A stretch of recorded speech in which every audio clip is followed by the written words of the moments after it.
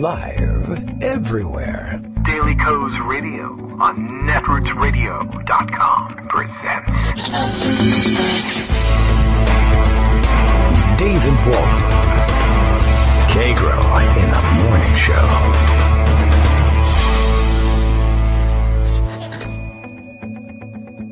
Now, here's David Waldman.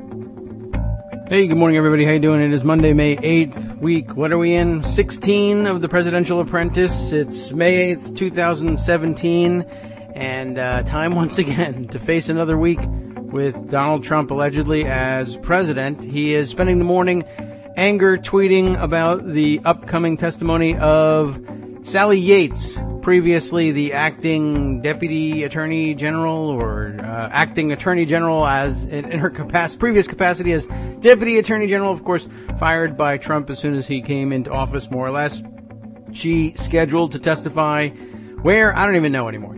Scheduled to testify before Congress today, and I guess he's getting wind of what she'll be testifying about and is getting nervous and is helping kick off Republican plans to smear her as a Democratic operative today, despite the fact that she has a long career as a non-political appointee, or not an appointee, but a career civil servant, but also, I guess, eventually appointed to high office in the Obama administration. So I guess you could think of her that way if you don't care at all about facts or history or how people conduct themselves in office. And of course, he's got a spelling error in his latest complaints. The morning tweet was, ask Sally Yates under oath if she knows how classified information got into the newspapers soon after she explained it to White House, White House counsel, which he spells as counsel. And, of course, on advice of counsel, you might have been perhaps advised to spell it correctly. I see this morning here's an interesting backlash effect. This morning I'm seeing very savvy reporters rolling their eyes at the number of reporters who corrected the president's spelling, as though, and I guess that's supposed to be like, well, focus on what's really important, which is, of course, the fact that this could be interpreted as witness intimidation, but it could also be simply interpreted as just some guy expressing an interest in what's going on here. He won't be charged with any witness intimidation. It's not going to get that far, and even if it did, even if you tried to charge him with it, he'd just stand there and say, I just think that the committee should ask her these questions. I think that's a relevant line of inquiry, and it is. The answer, of course, is, in all likelihood, you guys leaked it to the press very shortly afterwards, though no one really knows why. The other defense he's offering up today is the old one about the fact that at one point under the Obama administration, people trusted Michael Flynn. Then, of course, they found out he was a spy and they fired him.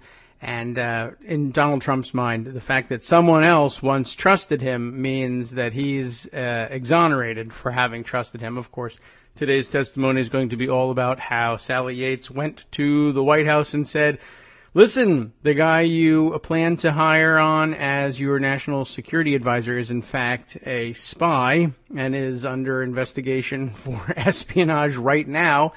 And I think maybe you should give that some consideration in your hiring plans. And they said, no way, and tried to keep it quiet. And then, of course, it became public knowledge, and now they're angry that someone told someone that they told the White House about that. And I guess we'll get to the bottom of that one today. No chance of that.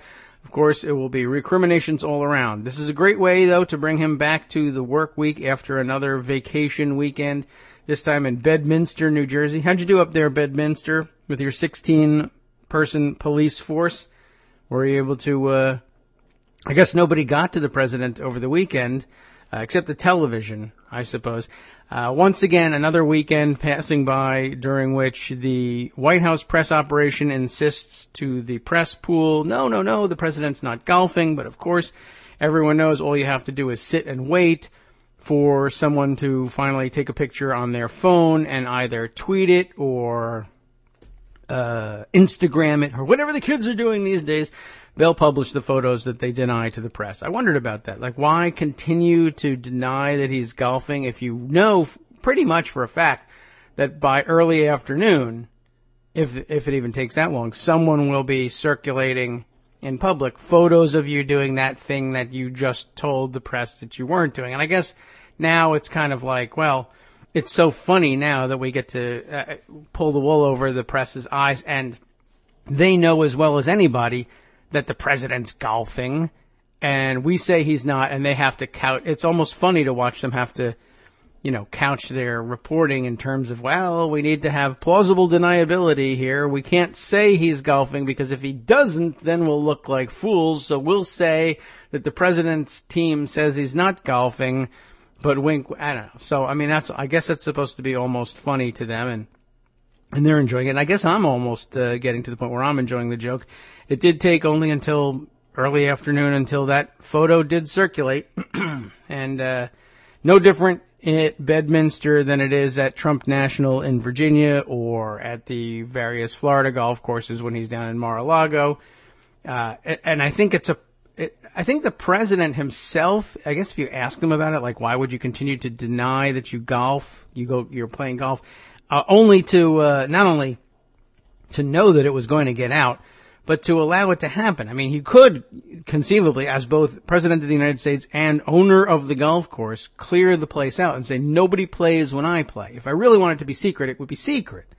Not secret, but unseen anyway. And I suppose, there's always some possibility of somebody poking through the hedges somewhere. But, with the Secret Service at your disposal, you really could just widen your perimeter. I think he wants it to be seen, but he wants it to be seen by members of his club or family or guests of members of the club. It's almost a perk of membership. You could be the one whose photo gets to go viral, and you get to be the one to scoop the failing New York Times, etc. I imagine that's actually part of it to some extent. I don't know. The rest of it, I think, is he just likes screwing around with the press. The big story for the weekend, I guess the biggest, most obnoxious story, from my point of view, Jared Kushner's family having spent the weekend. When did they do this? We'll have to read the stories and get all the details about it. This is probably the most open, blatant, emoluments style corruption that we've seen to date. Long story short, they're selling visas. In an era when the Trump administration, such as it is all about cracking down on immigration, legal and illegal, even hassling green card holders at the airport during the brief frenzy surrounding their backfired executive orders about immigration. And now, so they're making it more and more difficult to get into the country legally or illegally, but they're just basically saying, if you give the Kushner family $500,000, we'll get you a green card. Guaranteed. We'll let you in the country. That's all it takes is $500,000 to the Kushner family. That's basically what it comes down to. There's a complicated explanation for what the actual existing legitimate, a terrible idea, I think, but legitimately a real government program being exploited here, and we'll explain the details of it. But wow, if it isn't being exploited to new and greater heights, apparently, according to the reporting, and there was a rash of it. Somebody broke the story, and we'll look in Pocket and try and figure out who broke it first. And then by midday, I guess Saturday, really, everybody had it. The whole journalistic world was entering or rolling out their own entries in the cover the Kushner emoluments scandal. Really, I mean, just about as forthright a corrupt racketeering organization as you could possibly see. Now, I think this morning's reporting is that the Kushner family is apologizing for the appearance of the whole thing. And I didn't mean to imply that, yes, you should absolutely invest in the Kushner companies because my brother is the senior advisor to the president of the United States and his son-in-law, and we can totally, wink, wink, guarantee not only that you'll get your green card, but guarantee your investment, which is probably a no-no under various SEC regulations. But I guess if you're selling these securities in China, they don't give a damn. So, all right, well, we'll catch up on all of that. Greg Dworkin is here to tell us about the other big stories of the weekend, whatever they might be, like and the health of everyone in the country. And there was another country, I believe, involved in the news as well. France, yes. Si. Ah, yes, right. Oui, merci. So what we're going to do is, let me just give you a quick rundown of the Kushner thing, because First Read was kind enough to do that. It's the very, very bottom of your Skype feed there. Oh. Kushner family in China, invest in our properties and you'll get an American visa. Yes, here's a thought experiment for you. Imagine the reaction from Breitbart, Steve Bannon, and top White House Stephen Miller if this took place under another administration, maybe the Clintons, you know. Oh, okay, I see. I was going to say Ulysses S. Or Grant. or Obama, you know. Right. Or Polk. Right. Notorious China hater, Polk. Or Fillmore, you know, one of those guys. The Kushner family came to the U.S. as refugees, worked hard, and made it big. And if you invest in Kushner property, so can you. That was the message delivered Saturday by White House senior advisor Jared Kushner's sister, Nicole Kushner-Meyer, to a ballroom full of wealthy Chinese investors in Beijing, per the Washington Post. Over several hours of slideshows and presentations, representatives from the Kushner family business urged Chinese citizens gathered at a Ritz-Carlton hotel to consider investing hundreds of thousands of dollars in a New Jersey luxury apartment complex that would help them secure what's known as an investor visa. The potential investors were advised to invest sooner rather than later in case visa rules change under the Trump administration. Invest early and you will invest under the old rules, one speaker said. The tagline on a brochure for the event, invest $500,000 and immigrate to the United States. That's pretty straightforward, and I know it had to be translated perhaps back and forth into Chinese and English. So, you know, there could have been some problems with the translation, but that's pretty... It's pretty blatant. Pretty blatant and pretty open and obvious. $500,000 and you're in. And by the way, the rules may change, but wink, wink. I know a guy who can change the rules back or bend the rules for you. Or ignore the rules, you know, as he does for all everything else, you know. And besides, if you play golf, that's even better. And they'll all take that up, I'm sure. I mean, like I said, the red flag for me also was we guarantee your investment, which is usually a big problem when you're selling investment vehicles in the United States, but here they're not. And by the way, huge opportunity for further corruption later. Like, I mean, I just was speculating over the weekend. You invest and we could talk about the reality of the investment, but you invest your $500,000, and then when it comes time to, you know, get your dividend on your guaranteed investment, if at that point Jared Kushner says, maybe now I will deport you, actually. I know you're a green card holder, but we deported a couple of them before, unless, you know, you have, let's say, $1 million in venture capital sitting around that we could make use of, in which case I could maybe make your problems go away. So, since we're on the topic, then there's the other Trump, the one that's informally known as the dumb Trump, which is pretty funny considering what the baseline is. And that is Eric Trump. Yes, Eric. Universally acknowledged as the dumbest of the Trump clan. We have all the funding we need out of Russia for Trump golf courses, he reportedly told somebody. Yes. I read that one. 3 years ago.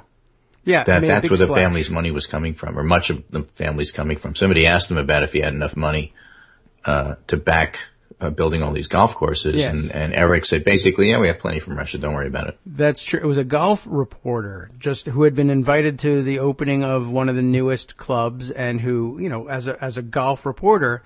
Yeah, Trump National Golf in Charlotte, North Carolina. Yeah. And he said, you know, I mean. Invited there by Trump. Yes. You know, as a PR thing. And it was in 10, 13. I don't even know exactly when it happened. But the reporter was noting in his discussion of that episode, investment in golf courses post-Great Recession, it had been dead in the water for 5 years. No one had built a damn thing for half a decade. And he was opening up course after course after course and buying loser properties and telling people that he was investing $100 million in them, which the golf course itself isn't worth, $5 million when he bought it. I'm doing $100 million in renovations to it, he would be claiming, and then open it up. And so legit question as somebody in the golf biz, how are you doing this? And Eric told him, we don't, no bank would do this. We just have Russians. Yes. And that's the context there. So Dodson, who is the, reporter, asked Trump how he managed to secure funding for the courses. Donald said he had access to $100 million. And then he asked Eric, where did the $100 million come from? Eric said the company wasn't relying on American banks for the funding because American banks had been reluctant to put money into golf courses after the recession. Or Trump. But the quote is, we have all the funding we need out of Russia. Right.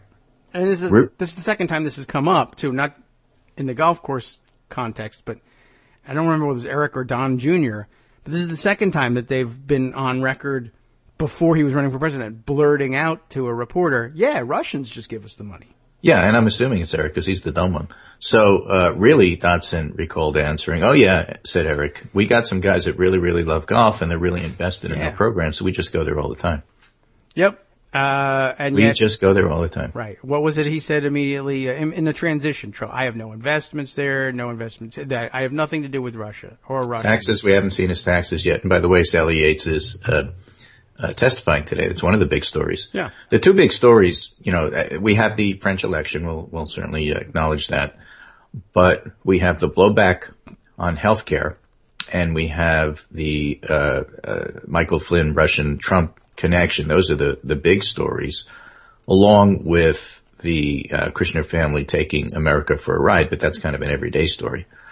And then, of course, over the weekend, we had the French election. Macron won, and Le Pen lost. And it was actually a bigger win than expected by about 7 points. And stupid pollsters. But in the right direction, yeah. So, the whole question there is what's really going on. And it's hard to know. Turnout was a little bit lower. They get about 74% of their voters turning out, which is higher than our, high 50s, low 60s. But then again, they have elections on weekends. And why don't we have elections on weekends? Why do we have them on Tuesdays? Presumably because Republicans think that low turnout favors them. Yes. And that's basically it. Le weekend, as they call it in France. I recently found out that Le Pen means the pen. As in, writing implement? Yes. I don't know. I mean, in Google Translate, every time I had to translate a French tweet. Or do you mean the place where you put the protesters at a national convention? The pokey. That's, different. All the translate this tweet buttons, I imagine some bot somewhere. It would just translate it as the pen, and it makes for very awkward. I don't know whether that's really what a French person would say it means, but whatever. It was very interesting to watch and made for fun translating over the weekend. You can never guess what's up in the minds of the French. Well, luckily, we have a number of French watchers, and we also have a goodly number of French Canadians who are very helpful at translating stuff for us, as well as correcting our pronunciation. Yes. But this piece is in English, and it's in the Atlantic, about the French election by Yasmine Serhan. Macron's win, the center holds firm in France. Independent centrist Emmanuel Macron beat out far-right Marie Le Pen with 65% of the vote. That's right. Pretty good. French voters handed Emmanuel Macron, the independent candidate, a decisive victory in the presidential runoff Sunday over Marine Le Pen, the far-right candidate, voting Europe's political establishment that had watched with despair as populist movements threatened to derail the European experiment. Although actually, turns out they were beaten back in a lot of different places, from the Netherlands to Austria to here. Macron, 39, who had all been endorsed by Europe's leaders after his first round victory on April 23rd, earned 65.5% of the vote, according to early exit polls. Yeah. I heard, I did see somebody noting that, I guess the number of people who didn't vote or who actually turned in blank cards even. 4 million. May have even, between the people who didn't vote and people who turned in blank cards, more people were for that than Le Pen. Well, but that doesn't really count. It's hard to know whether or not, Le Pen voters stayed home or, the left decided not to vote for anybody. It's unclear. Somebody made the attempted analogy that you had to imagine, for example, that this runoff Yes. was Jill Stein, Bernie Sanders, Jeb Bush, Mike Bloomberg, and Donald Trump, and then Bloomberg and Trump won the runoff, and then Bloomberg beat Trump in the final. Yes. To get an idea of where Macron stands in terms of centristism. Yes, it wasn't a huge, overwhelming endorsement by France of Macronism.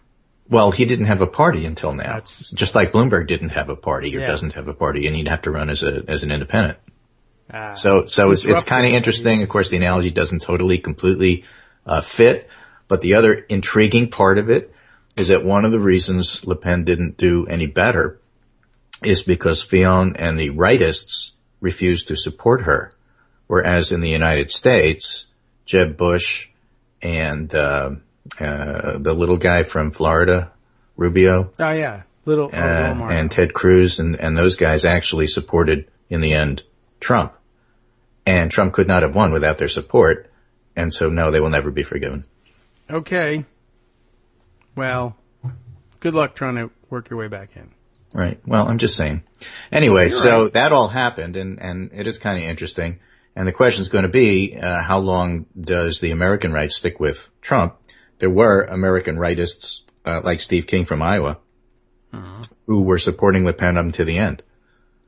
Yes. And they lost. And what does that mean? Nothing really, except that, you kind of see them for who they are.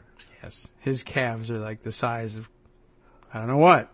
Well, he was doing it in terms of preserving our civilization, meaning basically white nationalism. Yes, he wouldn't say that. I'm surprised that he wouldn't just come out and say white people, but our civilization. He's so close with the French and Europeans, old Europe. Because it's, from Iowa, rural Iowa. Anyway, here's a story in the Washington Post today. Sally Yates to testify about her discussions with the White House on Russia. Okay. She's going to testify before a Senate subcommittee about her discussions with the White House. This was delayed for more than a month after a previously scheduled appearance for a House committee was canceled. Basically, it looks like it's not clear why it was canceled, but I think that was Devin Nunes who was grandstanding there. Lawmakers want to question Yates about her conversation in January with White House counsel Donald McGahn. That's counsel, C-O-U-N-S-E-L. What's that? Not C-O-U-N, C-I-L is C-I-L, which is what they tweeted out. Regarding former National Security Advisor Michael Flynn, people familiar with that conversation say she went to the White House days after the inauguration to tell officials that statements made by Pence and others about Flynn's discussion with Russian Ambassador Sergei Kislyak were wrong, and to warn them that those contradictions could expose Flynn or others to potential manipulation by the Russians. And her testimony is expected, because it is public, so she can't say everything.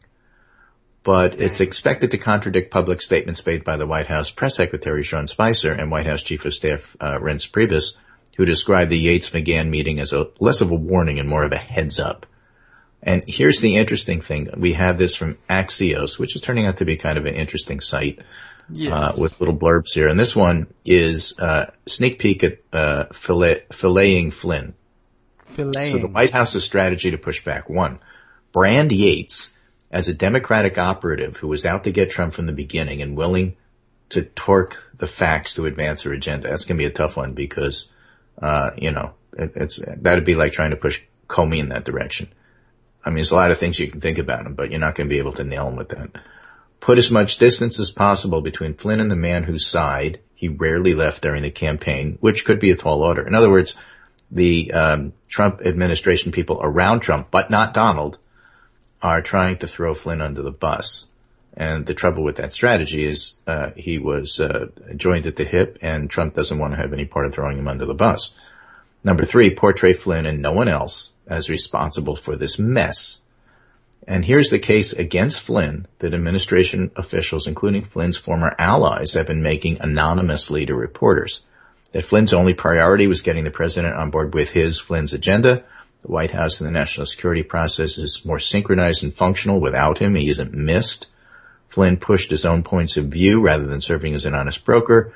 And the fact that Flynn certainly has a story to tell, that's what his lawyer says, makes him look desperate. So the one person in the White House, Axios points out, who remains reluctant to undermine Flynn is the man who fired him. Yes, oddly enough. So what do we see this morning? We see a tweet storm from Donald Trump, at least a tweet pout. Yeah. General Flynn was given the highest security clearance by the Obama administration, but the fake news seldom likes talking about that. Actually, Obama fired him. Yeah. And then he says, ask Sally Yates under oath if she knows how classified information got into the newspaper soon after she explained it to the White House counsel, COUNCIL. And of course it's supposed to be SEL, or maybe he meant console because he thinks the whole thing's a giant video game. Hard to tell. Or consort. It's hard to know, but you know, that looks a little bit like witness intimidation to me. And I think the only thing that's going to come of that is that more people are going to watch. Philip Brucker writes, the president is seeking to intimidate and undermine the acting attorney general he fired ahead of her testimony to Congress. And that's pretty much what's happening, and I'm glad that it's being reported like that. Now, for those who are interested, Douglas Blackman has an interesting piece here in Slate called Sally Yates Doesn't Care Who You Are. One last testament to the integrity of the attorney general who defied the president. Okay. And it's a nice read. Doug Blackman is the Pulitzer Prize-winning author of Slavery by Another Name, The Re-Enslavement of Black Americans from the Civil War to World War II, host of the weekly national public television program American Forum, and senior fellow at the University of Virginia's Miller Center. I don't know which Miller that's named after. There's a lot of Millers. Yeah, they're all over the place. Yeah. You know, I mean, if it was, you know, named after somebody named Kupchak, it would be easier to, you know, figure out who it is. But do you know someone named Kupchak? The Smith Center, you know, or the Miller Center. I don't know which one. It's a good way to keep anonymous. It's like you're basically an LLC at that point. Mm-hmm. Okay. So anyway, we have all of that. And I think it's going to be a, you know, very, very interesting reading. Now, the way First Read covers it, Sally Yates' testimony puts Russia and Michael Flynn back in the news. It never really left the news. The other major political storyline today is former acting Attorney General Sally Yates' testimony before a Senate Judiciary Subcommittee. Lawmakers want to question Yates about her conversation in January with White House counsel Donald McGahn. Donald McGahn sounds like a real loser, frankly, because every time his name is mentioned, it's usually because he did something wrong. People familiar with that conversation say she went to the White House days after the inauguration to tell officials that statements made by Pence and others about Flynn's discussions with Russian Ambassador Kislyak were wrong, and to warn them that those contradictions could expose Flynn. That's the same quote. The subcommittee hearing begins at 2:30 p.m. ET, and for those interested in watching, that is, of course, interesting. Then the other big story, of course, is the blowback from healthcare. And I have two pieces here. I'll just mention the title of the first one by Sarah Cliff from Vox. Tom Price says Americans will absolutely not lose Medicaid under GOP plan. That's not true. And this headline, again from the same First Read piece, the GOP's healthcare claims don't hold up, by Chuck Todd, Mark Murray, and Carrie Dan. Point being that on the Sunday shows, Price and Paul Ryan were basically lying about the American Health Care Act and what it did and didn't do. Left and right. I mean, just complete and blatant lies. And it's nice to see that the media's picking up on this and saying they didn't tell the truth. So the way the First Read does it, it's the more abbreviated one. The GOP's healthcare claims don't hold up. Assertion number one, the House bill will be more affordable for those with pre-existing conditions. In fact, those with pre-existing conditions who don't maintain continuous health insurance could pay more, and in some cases a lot more. Assertion number two, no one will be hurt by the House's bill provision to cut more than $800 billion from Medicaid, which is one of the things they want to do. They want to take Medicaid money and pay for a tax cut for the rich.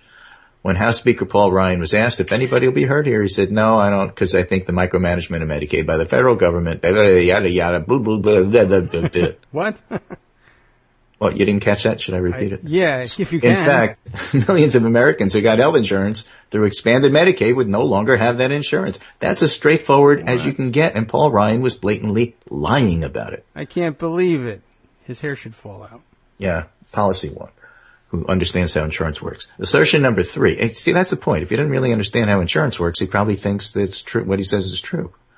Assertion number three, I think everybody will have coverage that is better than what they had under Obamacare, and that's what Trump OMB Director Milk Mulvaney told CBS yesterday. In fact, older Americans would have to pay more under the House bill.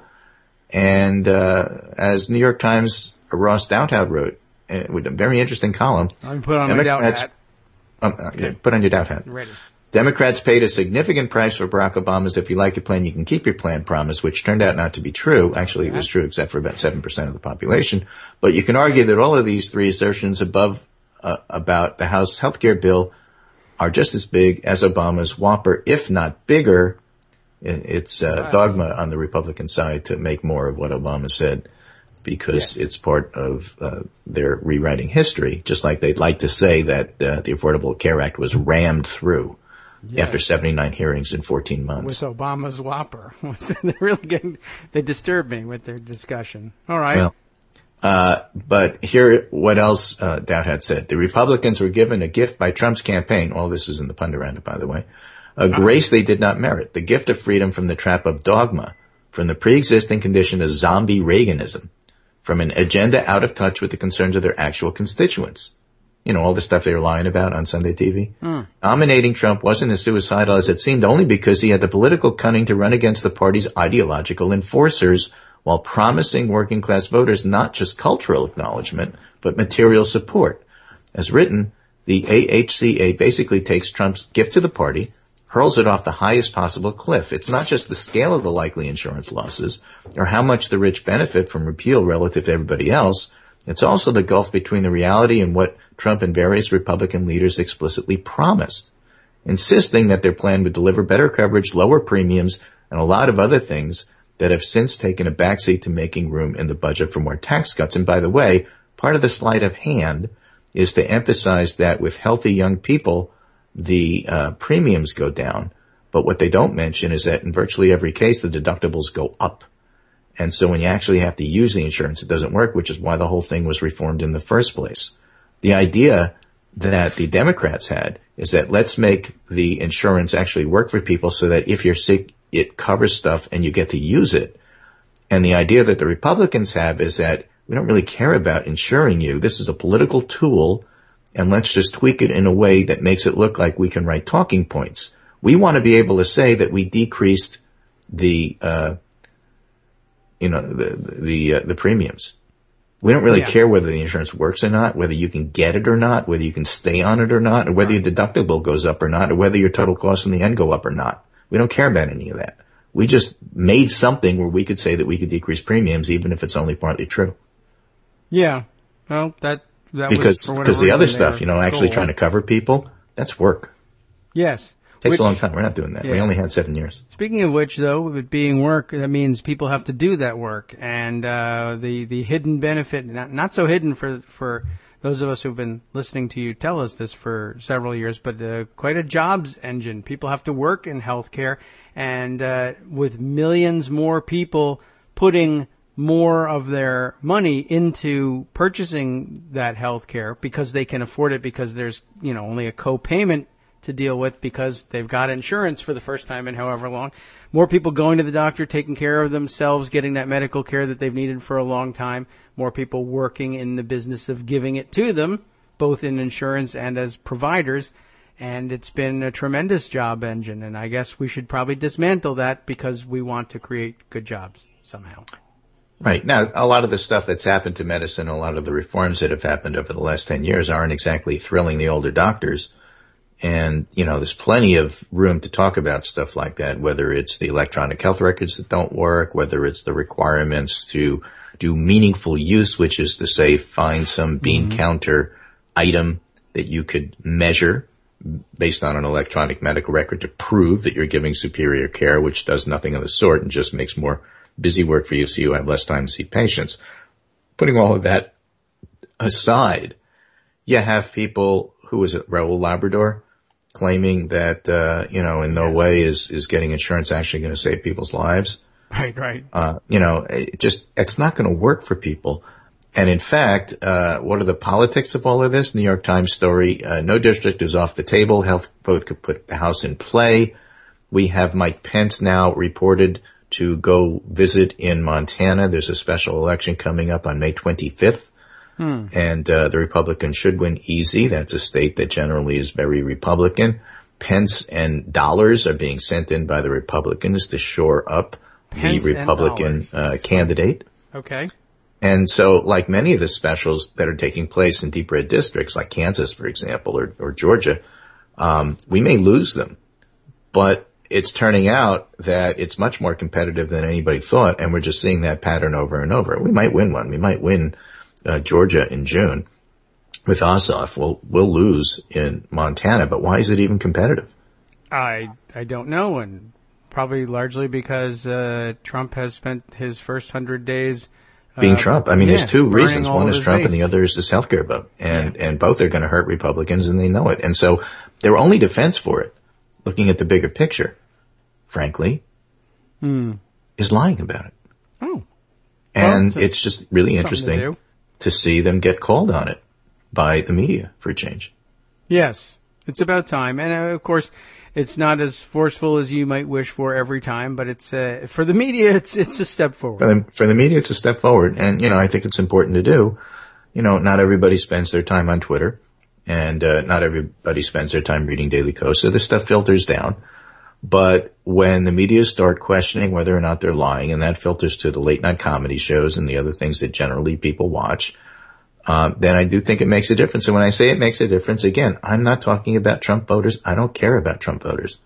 They are never going to leave their cult, and that doesn't matter. What matters is everybody else.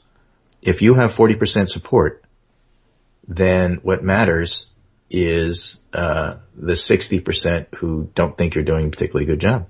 I guess not. All right. Or I guess so, rather. I did see over the weekend, by the way, I thought very funny thing that I saw tweeted to me that I thought you might enjoy. You probably saw it because I think David Frum retweeted it. What's that? But let's see. I think it was our friend Twister Cat who retweeted it onward to me or tagged it for us. Let's see if I can find the Frum tweet about it. A piece from the New Statesman, deep among the Macron voters. The idea of, they're now touring, they have reporters touring France, speaking to people, trying to figure out why did they vote for Macron? Trying to reach out and understand. We must Macron and Le Pen. They had somebody who interviewed a Le Pen voter. Oh, well, naturally, yes. Which this is a joke. I don't know if they sent Chris Arnott out there to do that, but they had somebody interview this woman who came out and said, I am voting for Le Pen because, frankly, I just want to piss everybody off. Yes, I did see that. Well, that's very French, perhaps. Maybe. I think it's very American, too. Yes, well... I think it just happened in the last election. That's odd. Yes, they probably would not want to admit that either. I have nothing to do with France or French people. This is offered as satire. Helen Lewis, the writer on SB, said the lead of it is being, we must now confront an uncomfortable question. Why did so many French people vote for Emmanuel Macron? Was it a lack of economic anxiety or a lack of racism? Yeah. Well, neither are lacking in France, so, I don't know how well that kind of thing translates, just a different system. But even so, I think it's just fascinating to look and see what happened with all of this. Look at the big picture and say, if you get hit with all of this constantly, eventually, in fact, it does make a difference. And so, we'll see what happens with, I think it was the Cook report that moved a number of House seats to a more democratic position in terms of their view right after the AHCA passed, after Trump Care passed, or Ryan Care, whatever you want to call it. And, here's another interesting angle on it. Steve Dennis, who covers Congress, very good reporter, pointed out all weekend that, listen, it doesn't matter that the Senate decided not to bring up the House bill that was passed on health care. Yeah, well, it hasn't been very long, but what matters is the fact that the Senate is writing their own bill and they plan on passing it with reconciliation. Therefore, we're looking at 50 votes plus Pence. Right. Something. And just keep that in mind when you see this going forward. That's true. I mean, lots of discussion about the House bill either not being able to pass muster under reconciliation or not being of interest to the Senate. But what matters is that the Senate will eventually want to make use of the reconciliation platform available to them and will want to pass something, will put something forward that will move the ball again. And we'll be back where we are now, watching Republicans have some sort of celebratory gathering, either at the White House or at the Capitol. And we'll be another step closer. Measure? Will they what? With a half measure? Passing one house but not the other house, and they're going to celebrate? Yes, very likely. But that will put us one step closer. The question is whether they'll be able to come up with something conferenceable, but or whether they're just... I think they'll actually end up starting over and having the Senate just not only write its own bill, but not even bother hollowing out a House bill. Just hand them back something. They might have to use a House vehicle if they think there's enough revenue involved in it. I don't think...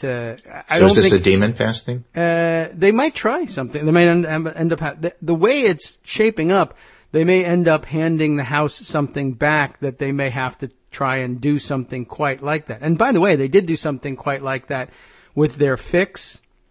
I couldn't really hammer it out in a way that would make the parallel exact, but you'll recall that they were, of course, all up in arms about the fact, when we explained last week why they had to include the exemption for Congress and staff from the state opt-outs on pre-existing conditions, etc., and how they needed to include that in order to avoid a reconciliation problem, but how they were going to deal with it and how they were going to repeal that exemption in a separate measure, which the smarter thing would have been, of course, or the more logical anyway, would have been to pass this bill and then vote afterwards, perhaps, or at least float the bill and have everybody say that they intend to vote for a separate piece of legislation that would later delete that exemption. Or send it back to the committee and mark it up before you actually vote on it. Yeah. Although, avoiding the whole thing in the first place. Well, it still creates the same problem. If they need reconciliation to pass the bill in the Senate, that language has to stay in it through passage, including after conference. Because it's subject to the same points of order as a conference report as it would be on the floor the first time as a reconciliation bill. Mm-hmm. So you got to enact that into law and then repeal the exemption afterwards, which is a simple enough thing to do, but it was just embarrassing for them politically. So they wanted to... Because nobody understands any of that, but right. They do know that they were exempted. And that point has really been hammered home. Yeah. So it's very difficult to do, and it's embarrassing to have to deal with, and people didn't want to vote for... And the margins being so close in the House, there were definitely members that didn't want to vote for this bill while this exemption was in there unless they had something in hand to show people, look, I've already voted for the repeal. And that's actually a pretty close parallel politically to the way the Affordable Health Care or the original ACA set up. And the reason why reconciliation was used at all with the Affordable Care Act, and to this day, Republicans, insiders, outsiders, wonks, non-wonks, still make the mistake of believing and then stating, usually in columns, that the Affordable Care Act was rammed down our throats because it was passed under reconciliation and it was such an abuse of the system. And people who remember remind them, no, the main bill was passed under regular order. It was small fixes, all of which, by the way, were insisted on by Democrats and Republicans alike. They were enormously popular bipartisan fixes that were passed in the reconciliation sidecar, as we called it then. But the House was in the same position. They didn't want to vote to pass the Senate bill without those changes, and they didn't trust the Senate to pass those changes, and they tried mightily to come up with a procedure under which they would be able to get the votes in the order that they wanted them. And Republicans went crazy, and they screamed and stomped, and Senate Democrats went crazy. Kent Conrad told everybody that anybody who said that the House didn't have to swallow the Senate bill first and then correct the mistakes under the reconciliation process was crazy. They didn't know what they were talking about. It was upside down and backwards. You can't amend a bill that hasn't become law yet, they insisted, even though the amendment process for any bill that you choose to examine. Any bill ever considered in history that had amendments offered to it on the floor is a bill that's being amended before it becomes law. But they said you can't use one bill to amend another bill that's been passed but hasn't been signed into law yet. Just wanted to let everybody know that on Thursday, when the House passed their health care bill, the vote they took immediately before taking up the health care bill was a bill that purports to, upon enactment of the AHCA, come into effect, amending the AHCA. So they did, in fact, vote on and pass in the House a bill amending another bill that hasn't yet become law, even though they insisted in 2010 that this was demon-passed, this was unconstitutional. Nobody noticed. Nobody noticed, except me, of course. I sat there and said, why, I'll explain it on the radio. And then everyone will say, yeah, I can't explain that, but go listen to that podcast. They'll tell you all about it. Anyway, it happened. What can I tell you? Hypocrisy, yada, yada. Yeah, well, where you stand depends upon where you sit and whether or not you have the majority, and especially that's true in the House. So, to complete my thought about, Steve Dennis, so we talked about the fact that this reconciliation thing meant that if the Senate does it, it's still subject to all of the Byrd rules. Right. Because that's how it works. And they could be challenged. And if you do things that, bring up points of order, in theory, because it's a law, I suppose, you can actually bring it to court, although Dennis pointed out that, well, yeah, you could, but SCOTUS isn't going to touch this because it's how the Senate works and they're not going to want to get involved. And so you can't win a suit like that. And that may be or may not be, but it's certainly going to be messy and a big political problem if, in fact, it ever came to that. Nonetheless, the bottom line there is that if the Republicans want to pass something in the Senate, then they will because they have the majority. And there's little that Democrats can do about it because you can't filibuster. But at the same time, the blowback that Republicans are seeing on the House is the biggest single factor, I think, politically, in terms of how senators will wind up approaching this. And the more blowback on the House side, the more cautious the senators will be about doing stuff that's really egregious. Yes. Well, hopefully true. Did you just win a slot machine by any chance? No, why? It sounded like that. A ding? Like, hey, a slot machine just paid off a cascade of coins. Oh, fantastic. I didn't hear it. All right. Well, that's good. As long as it didn't distract you. I'm fine. No. Can you cash those chips over here for a minute? Thanks. Back to the show. Yeah. Yes. No, actually, I'm sitting in my den, in my man cave here in Connecticut. I am not in Las Vegas. I'm not at one of the casinos in Connecticut, Foxwoods or any of those. We have several. Mm-hmm. Okay, well, that's too bad. It'd be great if you won. Yeah, it'd be fantastic. But anyway, that's my segment for today. I just wanted to cover some of what I thought the big stories were. Of course, the French election, the Yates-Trump-Russia dialogue here, and the blowback from healthcare, and a nice side of emoluments and corruption on the Kushner family. Wow. So with that, this is Greg Dworkin speaking to my friend David Waldman. Kagro in the morning. Here it is Monday morning with a whole week ahead of us. And we'll go from there and see where the week takes us. Okay. Well, thanks very much, Greg. I guess that's what we get from buying a better microphone. So we get to hear, I can hear all the way to Foxwoods. Yeah. All right. Take care. Very good. Take care. Bye. I'll talk to you on Wednesday. Yes. Okay. So have we caught up on pretty much everything? I'm sorry I made you sit there that extra couple of minutes. You could have been at work while I was telling everybody about the parallels with the 2010 health care bill passage. But I felt like it was time for me to interrupt you. And, I don't know, it was much on my mind during the weekend. The parallel is not exact, and there are points of differentiation, that are simple enough to make. And a lot of them will have to do with reconciliation. For instance, I guess it's arguable. I mean, anything's arguable. I would have pushed back on the argument, but it would have muddied the waters if, for instance, you had said, well, yes, you can amend a bill that hasn't yet become law, but you can't do it if that bill is going to be passed under reconciliation. I mean, at that, if you claimed something like that and said it was in the Byrd rule or in the precedent somewhere, no one could really argue with, very few people could argue with you. I mean, it would occur to me that that was probably not true, but I don't know if I could prove it offhand, and you might be able to escape from the conversation for long enough that by the time I did the research to prove you wrong, the whole conversation would be over and no one would want to hear about it. No one would want to hear about it at the time either. But anyway, I just thought it was interesting. It occupied a small portion of my weekend, and so therefore I'm going to impose it on you.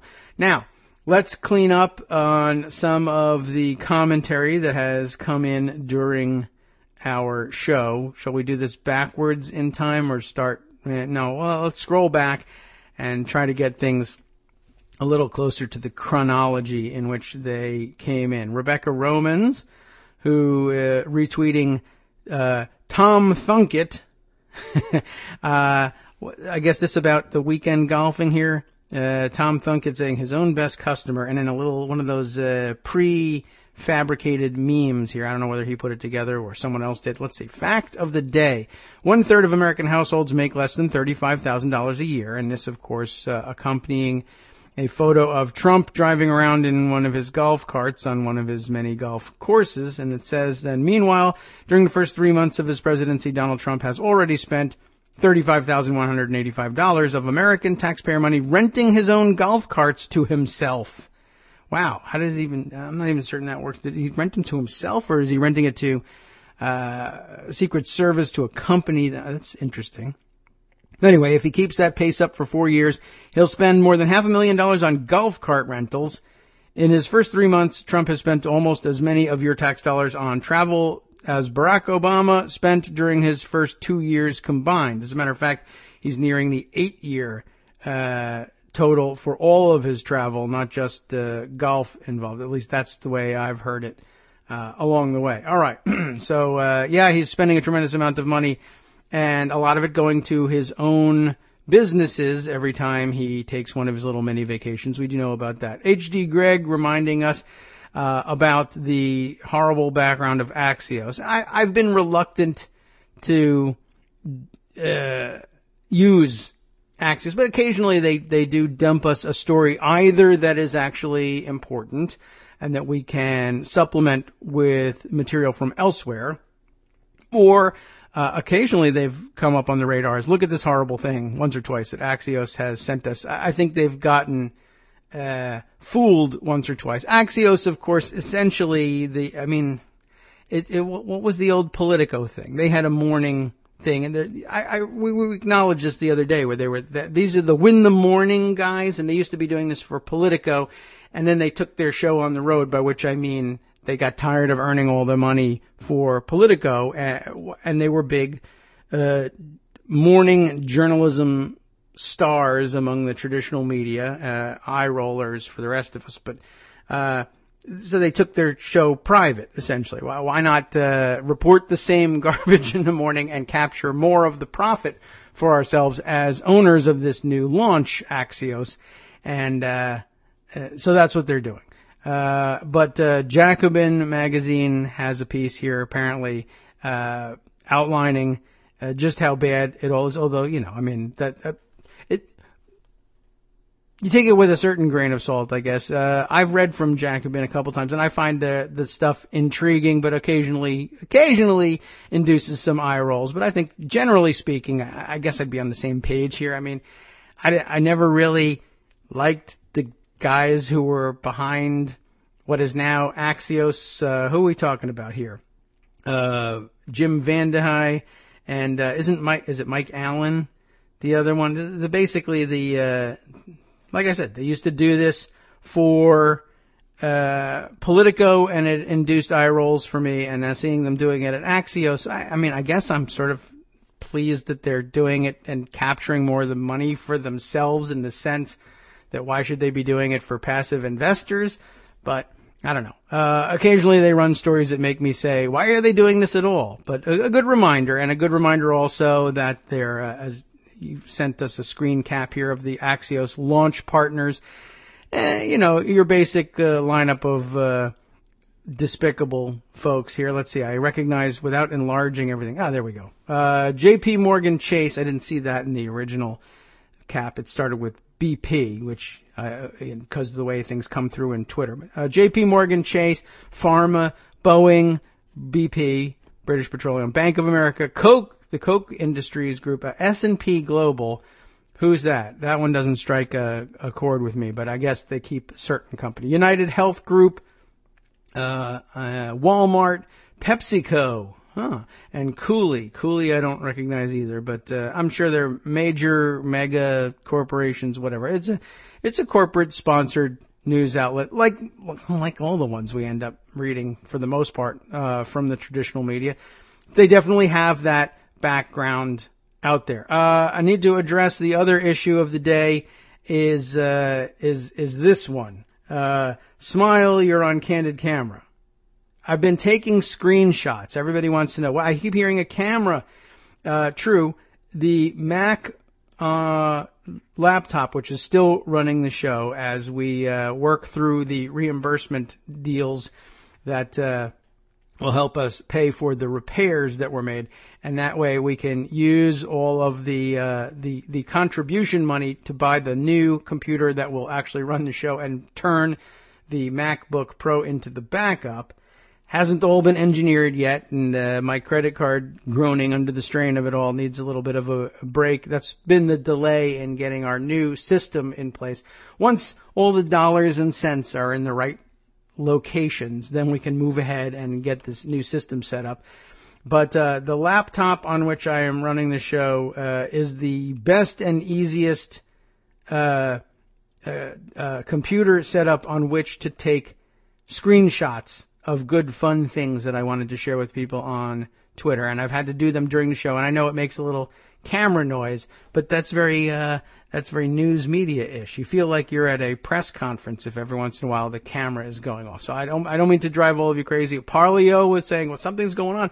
Is someone hacking my iPhone or iPad? He's using an iPad. Are they taking pictures of me illegally from Russia? They may be.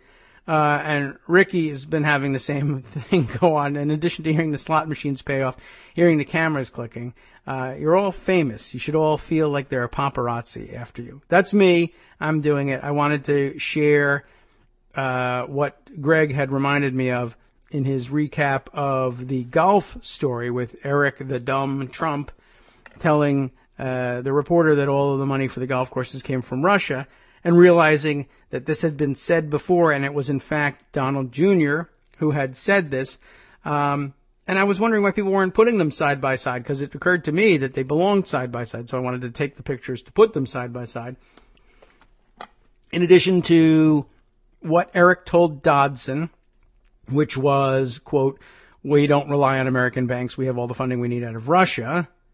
And then that line about, yeah, we got some guys that really, really love golf. And I guess that's a little, speaks either to Eric's dumbness or to, the cover line that they're using. We got a lot of Russians that really, really love golf. And that's probably true.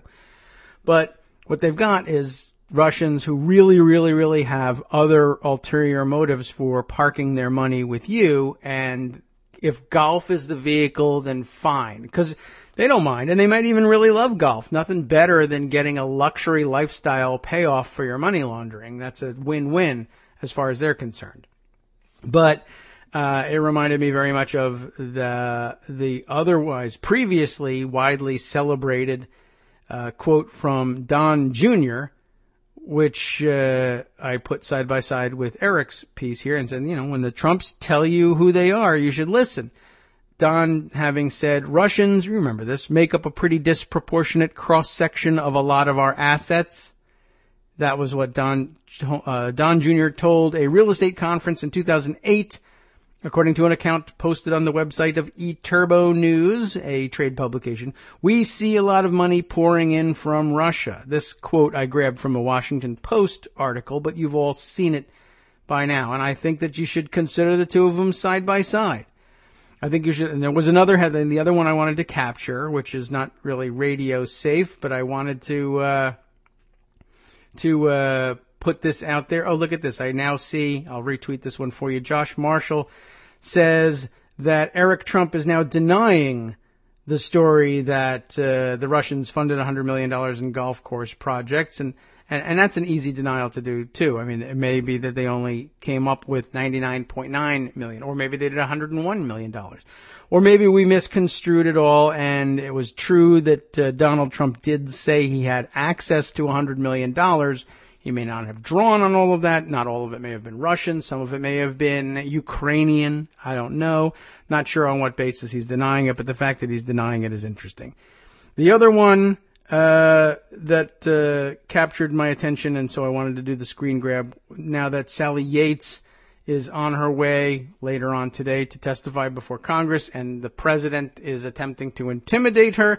In case you had any doubts about whether or not witness intimidation was something in which Donald Trump would dabble, one of the stories I have had stuck in pocket for some time now, headlined, "If you keep effing with Mr. Trump, we know where you live." A story printed by BuzzFeed. And I believe it's got some embedded audio here, so I'm going to have to try and mute it. Just one of the many things that we'll come across on our system, since it captures all system sounds and pipes it out over the radio. That's how you're hearing the camera sounds when I take screenshots. And I don't know what music it is that accompanies this thing, but Jason Leopold is the reporter on this one, and I've met Jason once or twice, and a very personable guy. I know that there's a lot of people that I am friends with in the blogosphere who don't like Jason Leopold for whatever reason. A controversial figure, to be sure. He's way out there on the spectrum in terms of pushing things for a good story, and sometimes that pushes buttons and makes people annoyed. So I guess you're invited to read it and take it with a grain of salt, but I don't think this one strikes a wrong chord with very many people. I think they get the feeling that this has been going on all along. So smaller grain of salt, let's say, for this one. If you keep effing with Mr. Trump, we know where you live. Might as well fill you in on this one. It's not a terribly long read, but it should be on background. And maybe today is a good day in advance of Sally Yates' testimony. Trump's casino business went bankrupt. This is sort of the subheader. There's a whole paragraph of subheader here. Trump's casino business went bankrupt, and then a lawyer representing investors told police he got a menacing call from a man who said, "We're going to your house for your wife and kids," if he didn't stop effing with Mr. Trump. The FBI determined the call came from a phone booth across the street from the theater where Trump was appearing on The Late Show with David Letterman. That sums it up. But do you want to hear the details of this one? When Donald Trump's casino business, I'm not going to give you a chance to answer. When Donald Trump's casino business went bankrupt in 2009, which is an amazing thing all by itself, a lawyer whose clients stood to lose more than $1 billion, don't invest $1 billion with Donald Trump, told police and the FBI that he got a menacing phone call from a man with a thick New York accent who threatened his family. "My name is Carmine." A thick New York accent. Who has a thick New York accent? "I just want to say it's terrific to talk to you. You're a tremendous lawyer. My name is Carmine Trampino. And I don't know why you're effing with Mr. Trump, but if you keep effing with Mr. Trump, we know where you live, and we're going to your house for your wife and kids," the caller said, according to the account that the attorney, Christopher Hansen, that's Christopher with a K if you want to look it up, gave to the Holmdel Police Department in New Jersey. A huge metropolitan police department in Holmdel. No. Hansen speculated that the caller was Trump's bodyguard. According to FBI case notes, the phone call to Hansen was made at 2:05 p.m. on February 18th, 2009, from a New York City telephone booth located across the street from the Ed Sullivan Theater, where Trump was a guest that day on The Late Show with David Letterman. How odd. 3 former employees of the show told BuzzFeed News that guests were asked to arrive in advance of the 4:30 taping, though accounts do differ on just how far in advance. So nobody can say for sure whether he was there or whether he was told to be there, but it is interesting that he was supposed to be there that day. Was he supposed to be there at 2 o'clock? I don't know. 2:05 p.m., February 18th, 2009. Look it up. Look also for the next entry in this series from Jason Leopold saying, that the police overstepped their charge in, in tracking the call, and they didn't have a warrant. I'm sure that he's fine with this one, and this one is pretty standard procedure. The incident, I'm just saying Jason Leopold is a pretty consistent advocate on control of surveillance powers, and I don't think anybody in that category thinks that this is an abuse. So I'm just kidding. Anyway, back to this story. The incident, which has never before been made public, came at a time when Trump's signature mix of celebrity glamour and ruthless business tactics was on stark display. The implosion of his flagship casino company, Trump Entertainment Resorts, left many investors and contractors empty-handed, but Trump walked away from the wreckage, gilding his public image and largely denying responsibility. I wasn't involved in management at all, Trump told Letterman. Trump had been chairman of the board until 5 days earlier, and his daughter, Ivanka, had also been on the board. And this is 2009, which is like 12 years old. After receiving the phone call, Hansen, a high-profile bankruptcy lawyer with the law firm Strook and Lavan, L-A-V-A-N. Anybody? I'm sure it's, it says it's high-profile. I wouldn't know. I haven't been bankrupt in New York or anywhere else, but okay. Anyway, he was so fearful that the Holmdel Township Police Department sent a squad car to monitor his home periodically for 3 days. I imagine it is probably a pretty high-profile firm if he's living in Holmdel and commuting. So, okay. Hansen also reported the phone call to the FBI's Newark field office, and an FBI special agent came to Hansen's home and interviewed him. Hansen told the agent that he and a coworker were on a train headed back to New York City from Camden, New Jersey, which is not like Holmdel, where they had attended a bankruptcy hearing for Trump's casino company. Hansen received the phone call on his work BlackBerry. Remember those? Hansen, the agent noted, transcribed the content of the phone call to a napkin, a very official napkin. He also told a colleague who was with him on the train what the caller had said, and that coworker transcribed the content of the call to an email and sent it to Hansen at 2:11 p.m. They were intent on documenting this because they're lawyers. Very good. By checking the BlackBerry's caller ID, the FBI determined that the 26-second call came from a phone number, 212-399-5686. No warrant necessary. That belonged to a public payphone on West 54th Street and Broadway, across the street from the Ed Sullivan Theater, conveniently enough. Hansen told the special agent that he did not recognize the caller's voice, but said it had a heavy New York accent. The FBI characterized the incident as an overt extortion and gave Hansen a portable recording device and directed him to attempt to record any further threatening phone calls he received. Hansen did not respond to more than a dozen emails and phone calls from BuzzFeed News. On a Sunday evening at his large suburban home, he peered out a window next to the front door. When a reporter introduced herself, he walked away, waving his hands and saying, "No, no, no." The Trump Organization declined to comment on whether it ever employed a bodyguard named Carmine. Trump's personal bodyguard for the past 16 years is Keith Schiller. He didn't respond to calls or emails seeking comment either. A White House spokesperson also did not respond to phone calls, a lot of not responding here, and emails seeking comment, but Trump's longtime personal lawyer, Michael Cohen, emailed a statement. I've never been to Prague. I am not personally aware of any individual who provided security to Mr. Trump with that name. This is a useless line of inquiry, but okay. Got to clear it up. I am also not aware of any inquiry made by the FBI or any agency regarding this matter. Factually, this scenario makes no sense at all. I would describe this as complete and utter nonsense, and here's a photo of my passport to prove it. I added that part. BuzzFeed News obtained the police report, which states Hansen's name through an open records request, so that establishes that. The FBI documents were released through a Freedom of Information Act lawsuit brought jointly with Ryan Shapiro, an MIT doctoral student. Go here, there's a link here. Go read this link to see how BuzzFeed News analyzed the documents and pieced together what happened. Sounds fascinating. I'll just take your word for it for the moment. The FBI agent who interviewed Hansen noted that Trump Entertainment Resorts was in default on $1.25 billion in bonds to a group of private investors. Those investors had been trying to negotiate repayment or a new ownership structure with Trump and his casino company, but since November 2008, negotiations between Trump Entertainment Resorts and the investor group have been unsuccessful. That's according to the FBI agent's notes. Trump and his daughter Ivanka had resigned from the company's board. Less than a week before Hansen received the call, Trump Entertainment Resorts faced the prospect of being pushed into involuntary bankruptcy before the company filed for Chapter 11 protection. News reports at the time said Trump resigned because he was unhappy that the bondholders who were represented by Hansen spurned his offer to buy Trump Entertainment Resorts and take it private. Trump blamed the bondholders for the casino group's final collapse, of course. Bo Dietl, a private investigator and former New York City police detective who had worked with Trump on and off since 1985, told the Daily Beast last year that Trump sanctioned threats against his perceived enemies. Dietl cited the intimidation of an attorney representing shareholders in Trump's casino business as an example.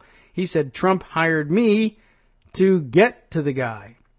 Now, Dietl's name has come up a couple times in the last couple of days, and if I'm not mistaken, I have, did I put this in Pocket or not? But I have seen his name and his face come up recently, and I thought it was in context with intimidating witnesses in the Fox News sexual harassment lawsuits, but I may have that wrong. And the picture I have in mind, does it appear somewhere inside this piece? Is that why I keep seeing his face? If not, I'm pretty sure that I also got, I think there's something hanging here in my KITM hashtag about him that will bring some of that to mind here. Let's see. So let me see if I can scan around and see if I find this thing. It might have been in response to one of my, I think to one of the tweets with the headline of this story in it, but maybe it didn't get the hashtag. Dang. Anyway, if I can find that, that'll help explain why that name is ringing a bell. But in the meantime, let's continue with the article here. Let's see. Where did we leave off? There's Dietl's name again, and it's Dietl, and Bo, B-O, Bo Dietl, if you wanted to look him up and find, maybe you'll discover what the connection is. Anyway, so he says Trump hired him, Dietl, to get to this Hansen guy. We kind of deterred that attorney because what we did was we investigated the fact that the attorney wasn't exactly cleaner than the Board of Health. You know what I mean? Dietl said. He was well-spoken here. It's weird to just follow his sentence structure. So I went to visit the guy who was trying to F Trump. And I says, it actually says it, I think you better think about this. He's got this, and the other thing. It was enough to be very bad for that person. Wow. But Dietl told BuzzFeed News that he didn't make the call to Hansen. Nah, it wasn't me, Dietl said. Back in 2009, I told Trump to go F himself. He added, honestly, I was not involved in anything with Donald in 2009. 5 days after the phone call, the FBI agent checked back with Hansen, who told the agent he hadn't received any related calls. The agent's notes state that the phone call was not of a sufficiently threatening nature to be pursued to prosecution, and there also wasn't enough evidence that would prove the content of the phone call, so the Bureau decided to take no further action until more information is revealed or Hansen received another threatening phone call. By the way, yeah, I mean, you might even be sitting there and saying, the guy called and said, we're coming to your house for your wife and kids. How is that not sufficiently threatening? That's the way the law enforcement game works. They can't prove who made the call. There's nothing specific enough. There's just sort of a generalized threat. And people like Donald Trump and the people who work for him know very well that usually doesn't proceed to prosecution. And it's a freebie. Go ahead and make those first calls and see if they do the trick. Other attorneys who represented Trump Entertainment Resorts debtors and creditors did not respond to emails or phone calls to find out if they too received threats. Some of the FBI documents pertaining to the call have been tagged with a code indicating that the Bureau was withholding information because its investigation into the incident was ongoing. A day after BuzzFeed News asked for confirmation that the investigation was still continuing, the FBI sent a letter saying that the use of the code indicating an ongoing investigation had been inadvertent. Okay. The Hansen case was not the first time the FBI investigated a threatening phone call related to Trump and his business dealings. A similar incident, which has never previously been reported, occurred back in 1982. I guess he could sit there and claim that's pretty few and far between. 82, then 2009. I don't do it often, or at least it doesn't make the news anyway. This was when Trump was embroiled in a high-profile legal fight to win a $20 million tax abatement for the construction of Trump Tower. The abatement would have greatly reduced or entirely eliminated the taxes Trump had to pay on the new project, but New York City Housing Commissioner Anthony Gliedman, Gliedman,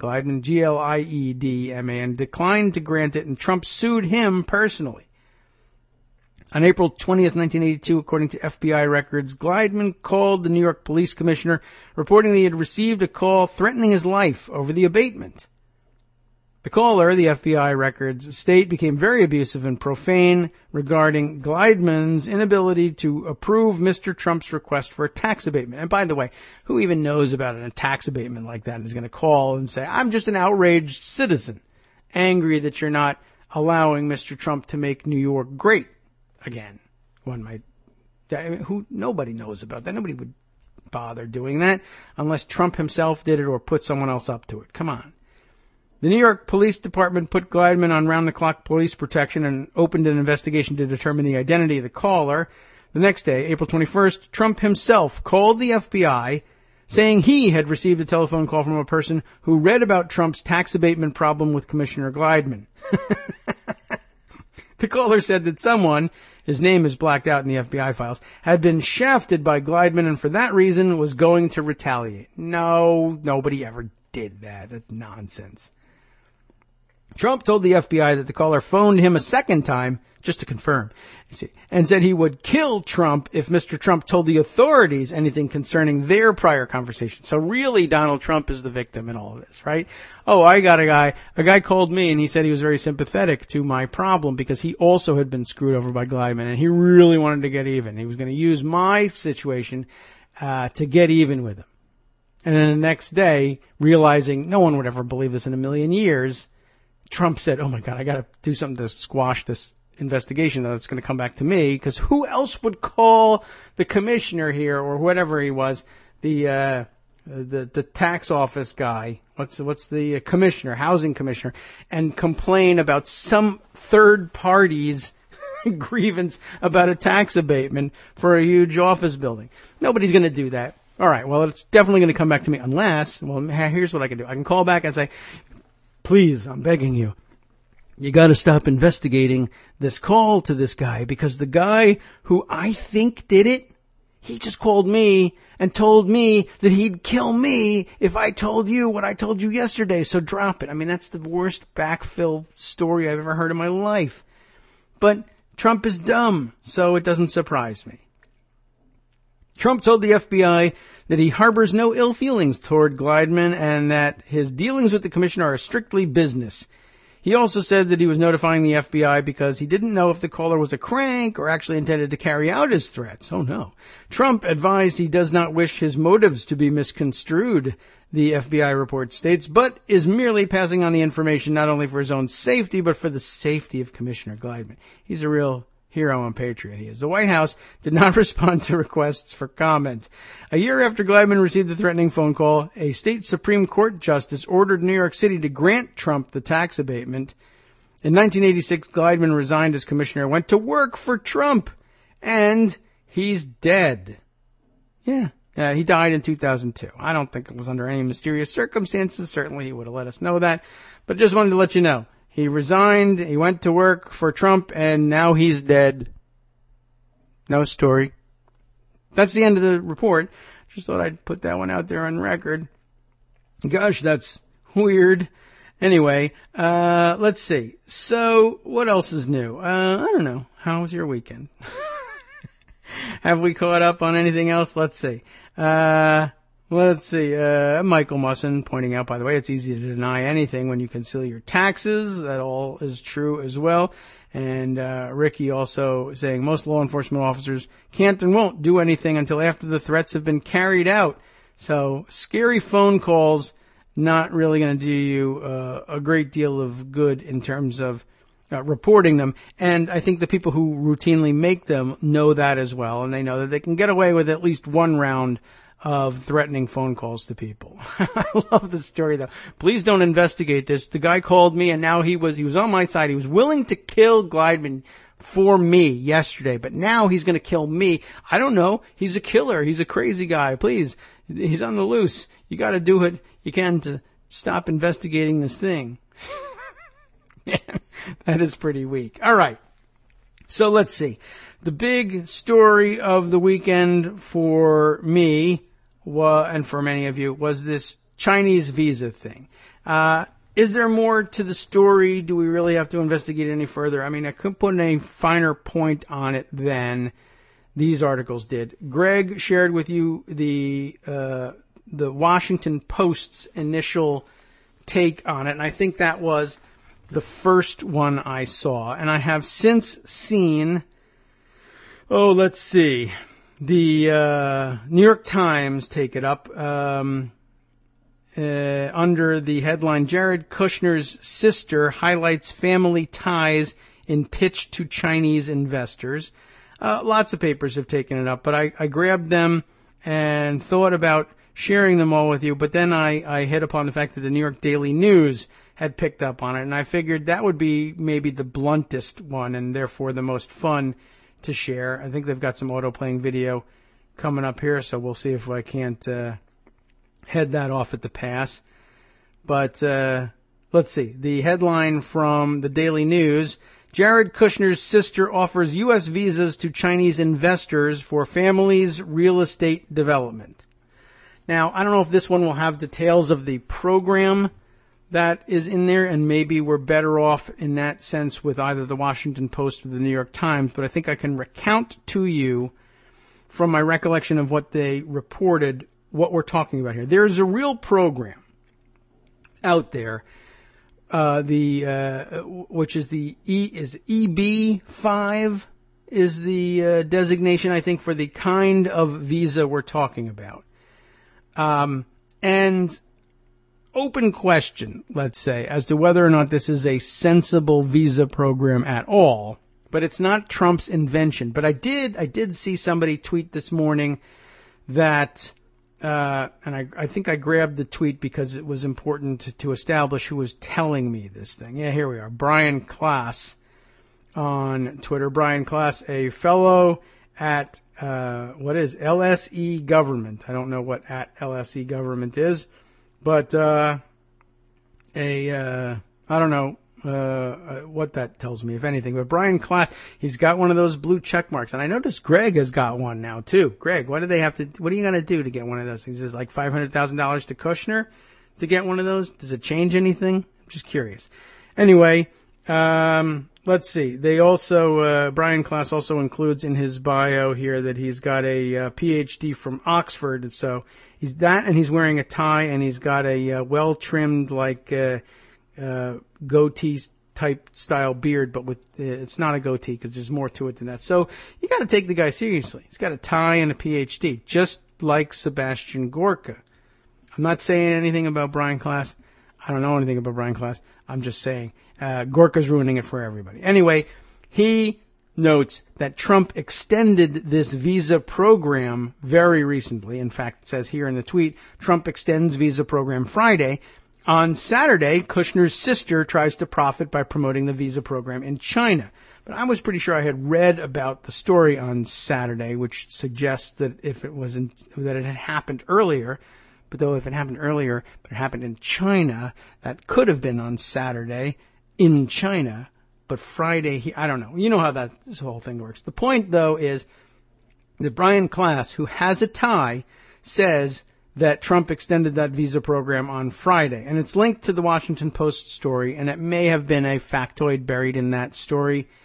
But I am not certain of that. Anyway, what I do recall reading from the New York Times and the Post stories is that this EB-5 program, I guess the general gist of this thing is, well, if you invest a significant amount of money in a project in the United States that creates jobs. And remember, we're all about creating jobs here. If you're a foreign national interested in immigrating into the United States, if you help create jobs for Americans, and there are some minimum standards, and the minimum amount of money necessary, I think, is, and it happens to be $500,000.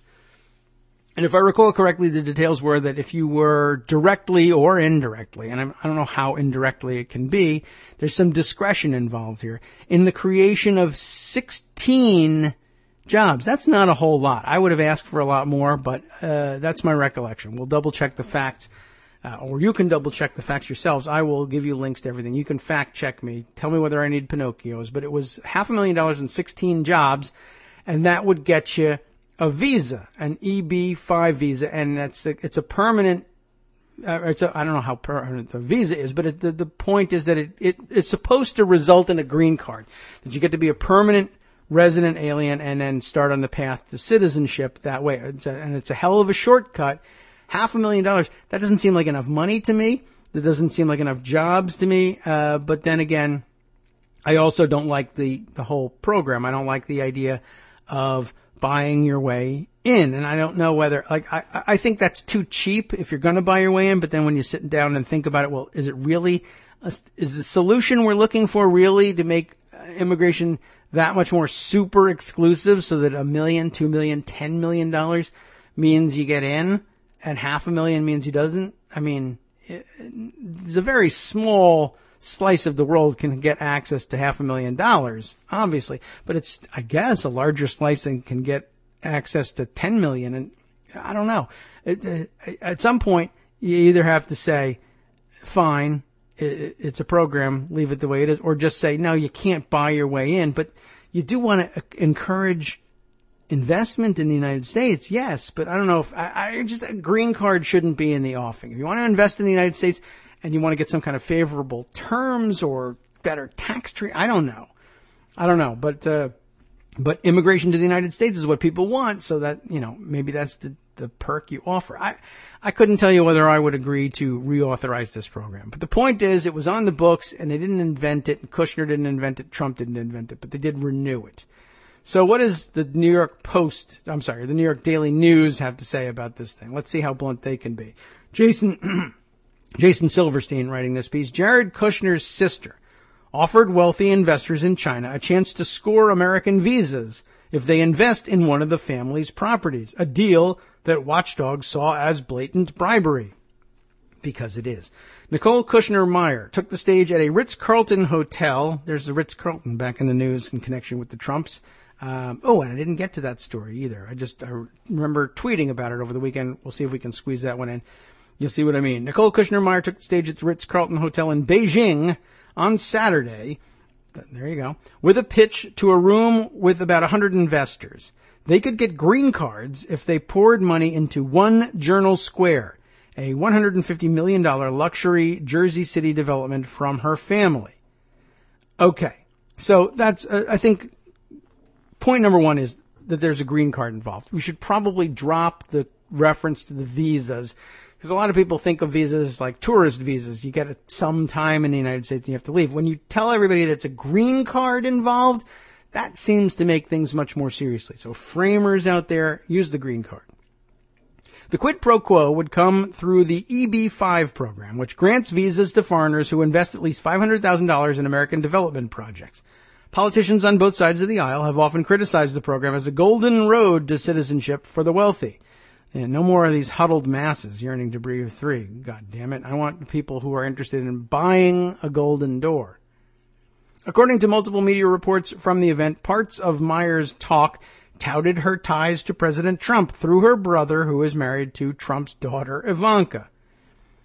One slide of her sales pitch pictured Trump and identified him as a key decision maker for the EB-5 program. I don't know how key he really is supposed to be in all this, but it's funny to see him reduced to a key decision maker. Really, the Kushners are in charge here, but there is this key decision maker known as President of the United States. She also made sure to mention her brother's role as a senior advisor to Trump. No secret there. Meyer told the crowd, the Jersey City project means a lot to me and my entire family. According to the New York Times, a brochure for the event told those in attendance, invest $500,000 and immigrate to the United States. Quote, right? just like Greg told you. Another speaker at the event told the crowd they should invest early to make sure they invest under the old rules, hinting the visa program might soon change. Reporters from the Times and the Washington Post attended the publicly advertised talk, but were kicked out by organizers who claimed it was a private event. And there, the Post piece is, I think, most important, in that, they were quite blatant in kicking them out. I think the language they used was, at one point, organizers grabbed a reporter's phone and backpack to try to force that person to leave. Later, as investors started leaving the ballroom, organizers physically surrounded attendees to prevent them from giving interviews. Asked why reporters were asked to leave, a PR person who declined to identify herself simply said, "This is not the story we want." And in China, I guess you can do that. I mean, it gets done in the United States all the time, but I'm sure you can get away with it just a little bit easier in China and leave the reporters on more uncertain footing. Like in the United States, they could stand pat and fight and say, worst comes to worst, I get arrested and I know what happens then, and I can get my company to get me out, and then we have a lawsuit, we might even win. But if you're arrested by the local police, the local constabulary in Beijing, I don't know how that is going to go. In all likelihood, you'll be out again pretty soon, but I don't know how many people want to take the risk of, is this really going to work out for me? And can my company get me out of a Chinese prison quickly? Can my company get me out of a Chinese prison, given that they're going to have to take their appeal through the U.S. Embassy, which is, of course, now Trump Co., essentially. The Trump organization now wholly owns and operates the United States Embassy in Beijing. And in addition to which, the Trump will say, this guy's reporting is going to screw with my son-in-law's family's raking in of wealth, and it's going to look like hell because they're bribing us to use the government's power to say yes or no to who immigrates in order to fill the coffers of the Kushner family. It's a straight up bribe. I can't have that story either. You guys did good arresting this guy, and I'll call the president and I'll offer him some beautiful chocolate cake to keep that reporter in a Chinese prison. I don't know, a year, 2 years, whatever it takes. Eventually we'll let him go, and I'll claim it as a big, diplomatic victory. I convinced the president of China with an even bigger and more beautiful piece of cake to let this reporter go, because I'm a huge champion of First Amendment rights. It's not a good situation, so I don't blame the reporters for being a little worried about that one. Back to the New York Daily News. Kushner still holds some of his stakes in Kushner companies, even after accepting the White House role that has involved him in foreign affairs. Trump, too, has retained his leadership in the Trump Organization to allow his adult sons to run daily operations. Ethics watchdogs have since warned that Trump and his family are courting conflict with the Emoluments Clause, believe it or not, a provision of the Constitution that bans federal officials from accepting gifts from foreign leaders. A violation of the clause, which would require proof of a deliberate bribe, is potentially an impeachable offense. There have been numerous incidents in Trump's tenure that appeared to pose such conflicts, some involving China. The Chinese government in March swiftly approved nearly 40 trademarks for Trump, and a month later granted trademarks to Ivanka, so as she and Kushner dined with the Chinese president at Mar-a-Lago. Watchdogs once again warned that the family might be crossing the line with the offer in Beijing. Noah Bookbinder, executive director of Citizens for Responsibility and Ethics, called the sales pitch highly problematic and said Kushner should recuse himself from the EB-5 program. That won't make a difference, but okay, yeah, he should. A former White House ethics lawyer for President George W. Bush called the event incredibly stupid and highly inappropriate. They clearly imply that the Kushners are going to make sure that you get your visa, Richard Painter told the Post. Of course they're going to want to invest. Kushner's reps did not comment about the event. The deal would contradict two of Trump's central campaign promises, curbing immigration and cracking down on countries such as China that he feels have not been fair economic partners to the United States. Trump has taken multiple moves in office to limit immigration to the United States, and as a candidate, he railed against the Chinese government and said America was letting China rape it with trade deals, and that's never good to invoke that word in any other sense, but okay. So, yeah, bottom line here is that the Kushners have figured out that this existing EB-5 program is a cash cow for them.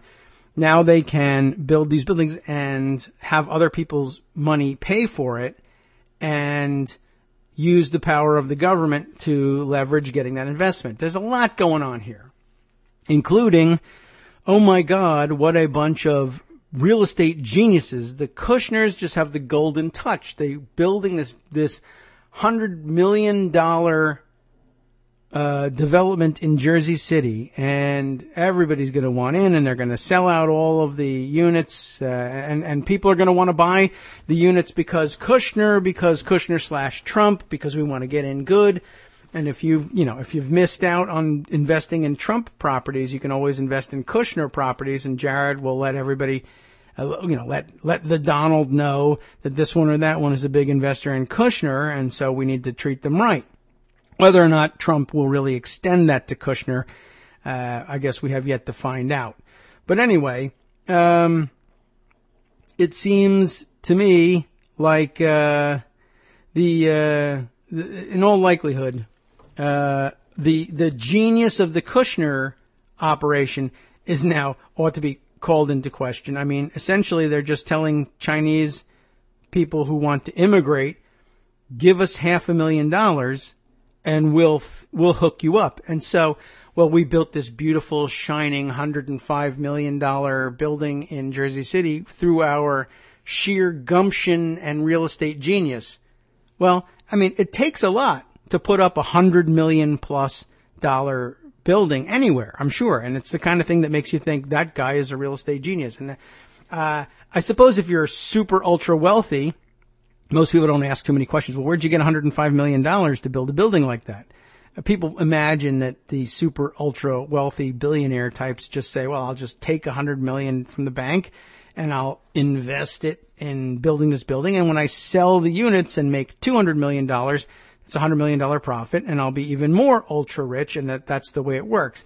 And even more sophisticated people probably say, well, the truth isn't that they go to their bank accounts and take out $100 million and build a building. They go and they get loans from a bank. And, most banks would say no way to a $100 million loan to people. But if you're an ultra rich person, they feel more comfortable in it. But, it's a big headache and exposes you to a lot of liability, and you got to do a lot of paperwork, and you got to know the right people. And if you can engineer a $100 million deal, then, you're going to profit. That's just the way it is. But it's not even that. It doesn't convince any banks or anything. They just figured, well, $100 million.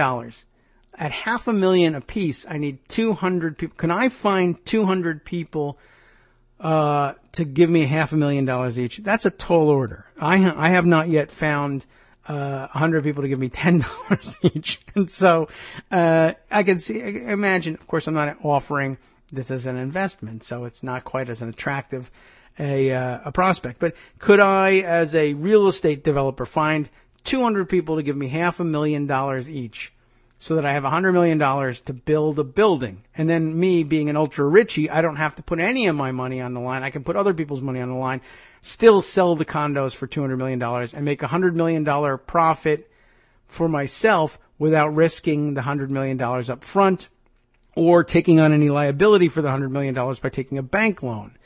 Yes, I probably could find that. But 200 people, $500,000, while it's doable, I don't know if I could make it work easily. It sounds like a lot of work.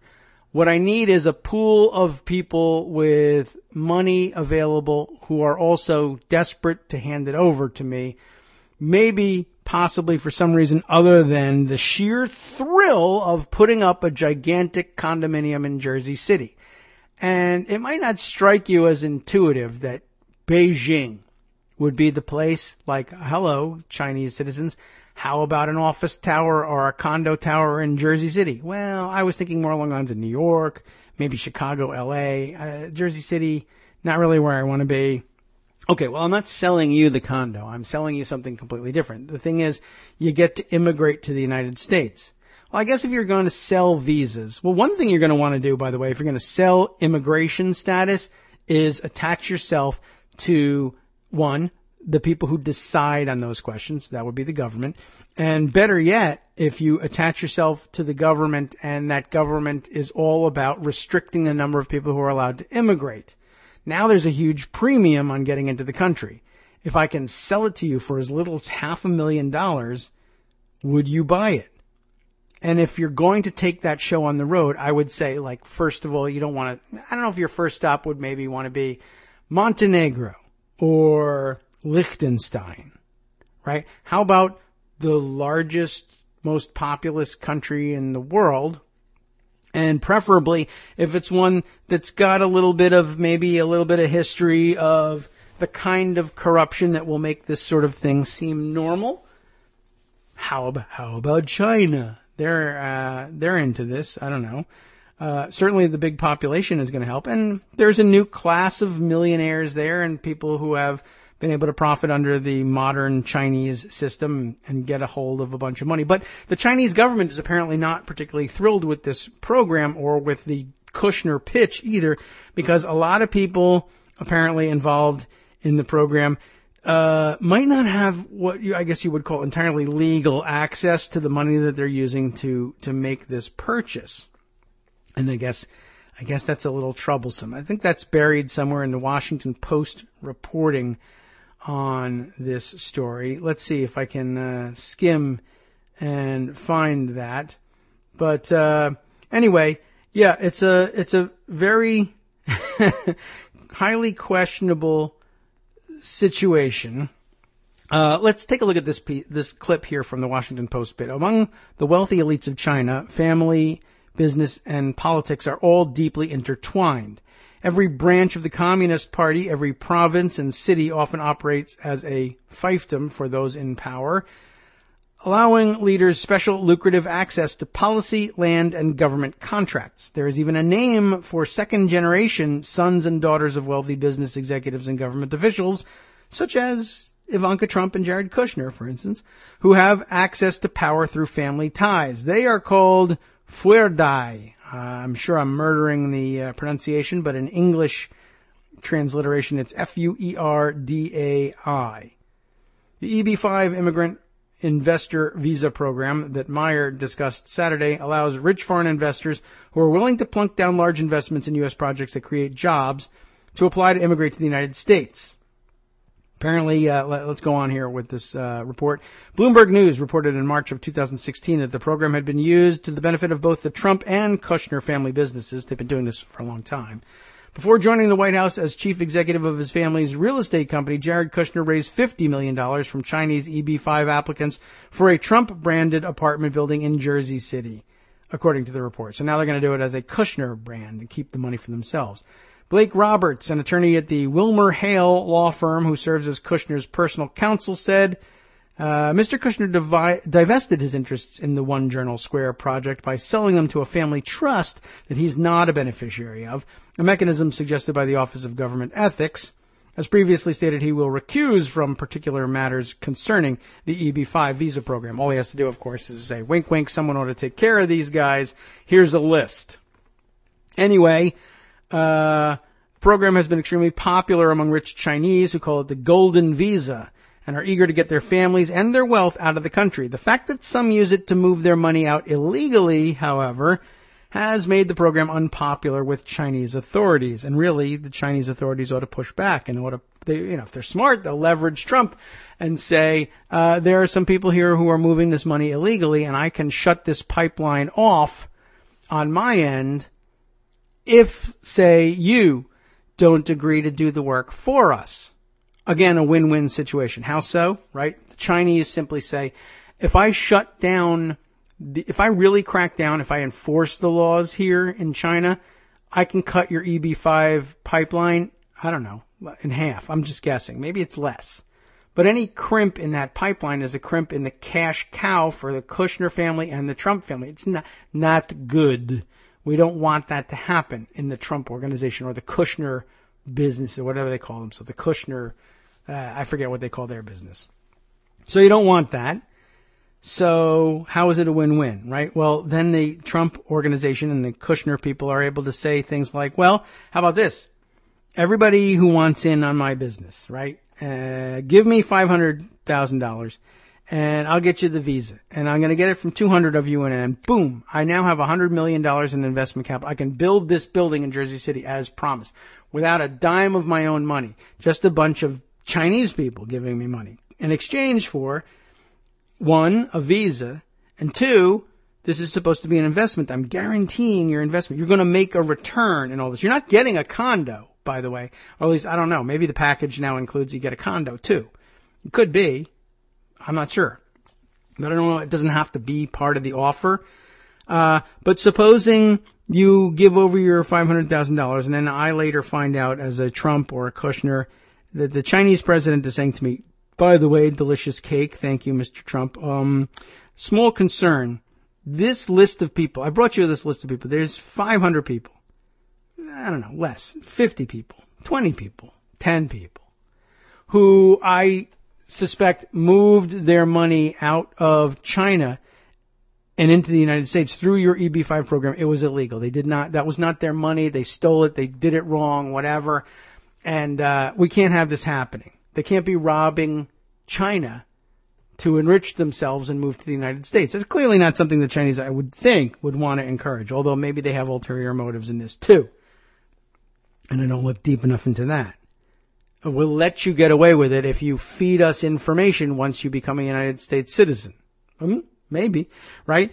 In the meantime, I say these 10 people have moved their money illegally. I give that information to the Trump people or the Kushner people. What are they going to do with it? What I suggested before, I assume, right? When it comes time to get to collect the dividend on the $500,000 that you invested, well, you know what? I'm, as Jared Kushner's brother, sister, or as Donald Trump Jr., or as Eric Trump, or whoever, I say, you know what I would really like to do with that dividend that you think you're entitled to is keep it for myself. That would be a lot more fun. I could do a lot more fun things with it than if I give it to you and you do whatever you do with it. That's no fun. But you are entitled to it. We have a contract. However, we have a problem. I would love to give you your investment back. I would love to give you your dividend. Nothing makes me happier as a developer than to pay off on the investments of happy business partners. But we have a problem. China says that the money you put in was illegal. I can't pay you good legal money as dividends on illegal money. China is very angry. They want you back. They're asking me to deport you. But you can't. I have a green card. That doesn't matter. China says you need to go back to China and stand trial for having moved this money illegally. But it was my money. I just maybe I didn't fill out the paperwork right, or they're making it up, or they hate me, or they just want to rob me. It's corruption. You got to believe me. I'll be a political prisoner if you send me back. Well, do you have access to any more money? And it then becomes the highest bidder. If you have $1 million that you could, is there something that you have in this hand that if you put in my hand would change my mind about how I treat your immigration status and whether we deport you or not? I don't know. Maybe $1 million would do the trick, right? You had $500,000 the first time. Another $500,000 would be great. $1 million would be nice. If I have 10 families and I need another $100 million to build another building, this time in, what dump can we build it in? I don't know. All right. We'll build another one next door in Jersey City. 2 Jersey Square Journal, whatever the hell it is. I want to build another one. I need $100 million. I have 10 people who are supposed to be deported back to China. I need $10 million apiece from you guys. Now, if you can come up with $10 million now, you've been in the United States for a few years. Presumably you're hugely wealthy by now. Give me $10 million and I'll tell President Xi Jinping that I'm not deporting you. The other people are going to go. They got to go back unless they come up with $10 million. And I know the president will be upset about this, but I will give him some beautiful chocolate cake. We'll talk. I'll straighten the whole thing out. Person to person. I'll work it out. You won't have to go back to China. If you happen to have the money that we need to make 2 Journal Square work. That's all I'm saying. It's a win-win. It's a huge setup for an enormous corrupt scam. Will they follow through with it? Will they do that? I have no idea that they will. They may be smart enough to stay away from such things, but it's certainly a bad setup. And it's terrible at the outset. The idea that a government program that you ostensibly have a great deal of control over, oh, I'm recusing myself from it, by the way. You control this stuff. And, the mechanisms of this visa are, if you put up the right amount of money, $500,000, and create the right number of jobs directly or indirectly, and I mean indirectly, what could that possibly mean? I don't know. And the jobs are, well, somebody has to build this building now. So there's construction jobs. So they're temporary jobs. There have to be at least 16 that you create. Well, are there 16? I mean, if there's 100 units or 1,000 whatever being sold in this building, I mean, are there really enough? Are there 16 jobs being created for every one person who gave $500,000 to build this building? I don't know. I mean, maybe it's not entirely financed by Chinese visa seekers, but in theory, supposing it is, I mean, are there 16,000 people working on putting up this Kushner 1 building? I don't think so. So who gets to say? This is where it all comes down to. Who gets to say whether or not these investments qualify? Are they really creating the right amount of jobs? And it's a small enough amount of jobs, but I mean, what if they're not creating that? Or, well, it's a share in 16 jobs. How about that? Will that work? No, it really shouldn't. Says who? Says the government. Well, I'll tell you what. Supposing we take over the government. You Obama people say that's not enough jobs. But look at this. Check this magic out. The Trump people, who we replaced you with, say it is the right amount of jobs. But it isn't. There's not enough. Look, it's simple math. There's 15 people working on this building, and 1,000 people claiming every one of those 15 jobs, and it's not even 16. I mean, there's more than 15 people working on it, but the point is the math doesn't work out. And the answer is, says who? Michael Cohen coaches them. Says who? You know what? Take this. Here's what I want you to do, Mr. Bureaucrat. I want you to take your hand. I want you to grab that stamp that says approved and put the red ink on it and put it right here on the paper. Or you're fired. I'll get somebody else who will do it. And then, boom, $500,000 equals visa. But don't you have to create the jobs? They're created. Consider them created. I've just deemed them created. And that's the end of the inquiry. The right department says it's okay. It's okay. And that's where we stand. This is a huge, huge, huge problem and a huge mistake. And, we're not gonna get satisfaction out of this one. I'm pretty sure that unless they just impeach everybody, it's just not gonna work. Anyway, as it turns out, let's see. So this morning they're denying that they're doing all of this stuff. And, that's the basics of it. And the Kushner family, I think, apologizes this morning. Is this the one I put aside? This is dateline, dated today. So the Washington Post, it's not in the headline, but it was in the tweet that brought this to my attention. But I guess the story is that Nicole Kushner Meyer now says, yes, on Sunday, the Kushner companies, that's what they call it, the Trump Organization and the Kushner companies, of which Meyer is a principal, said in an email to the Post that, quote, apologizes if that mention of her brother was in any way interpreted as an attempt to lure investors. That was not Ms. Meyer's intention. So there you go. By the way, also mentioned in the Washington Post article from Saturday or Sunday or whatever it was, that Jared Kushner had stepped away from his company and had divested, and this was all done in consultation with the Office on Government Ethics. I happen to have another piece here, if I can scroll down and find it, on Ivanka Trump and her original plan to step away from all of this stuff. Let's see. If I can find it, I will read you verbatim, but if I can't find it, I'll tell you that somewhere around here there was, of course, information about how she arranged her own divestment and stepping away from her role in the Trump Organization and her own companies. Here it is. CNN reporting this one back on, let's open it up quickly, Jill Dices, I don't know how you pronounce D-I-S-I-S, D-ISIS. Don't say ISIS. Jill at CNN's Money vertical here, reporting this one on May 1st. Ethics Office, that Office of Government Ethics previously cited about Jared's separation. Ethics Office says it wasn't consulted about Ivanka Trump's job. That is to say, the job that she accepted in the White House that they announced with such fanfare that she was separating herself from her businesses under guidance from the Office of Government Ethics. They say, no role for us in that one. The White House even brought though she Ivanka won't have Trump, a formal more title in the White House, right, Ivanka Trump will have something far more powerful. All right, let's try muting the thing. I've hit pause 10 times. Exit 10 times. I can't turn this thing off, apparently. Okay. The White House brought Ivanka Trump on as an advisor without consulting the Office of Government Ethics. The Ethics Office says.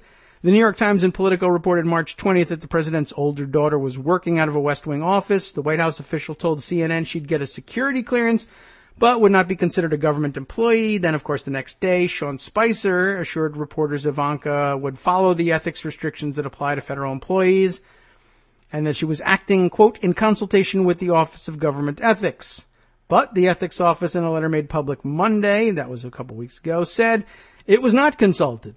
Director Walter Schaub said he reached out to the White House and to Ivanka Trump's lawyer on March 24th to tell them that Ivanka Trump should be considered a federal employee subject to those rules. Ivanka made her role official 5 days later on March 29th and became an unpaid employee in the White House. I have heard some concerns, or I've heard the concerns that some have with my advising the president in my personal capacity while voluntarily complying with all ethics rules. Throughout this process, I've been working closely and in good faith with the White House counsel and my personal counsel to address the unprecedented nature of my role. The rules require Ivanka Trump to disclose her financial holdings and either sell assets or recuse herself from matters in which she has a financial interest. Schaub gave his account in a letter to the two Democratic senators, Elizabeth Warren and Tom Carper of Delaware, who had asked him about the ethics rules for Ivanka Trump's White House job. She's worked with the Ethics Office on other matters, and she was required to disclose some of her financial holdings earlier in the administration because of her husband, Jared's role. But, gee whiz, apparently no consultation whatsoever with the office that she swore was supervising her move into the White House. Well, I guess that didn't work out.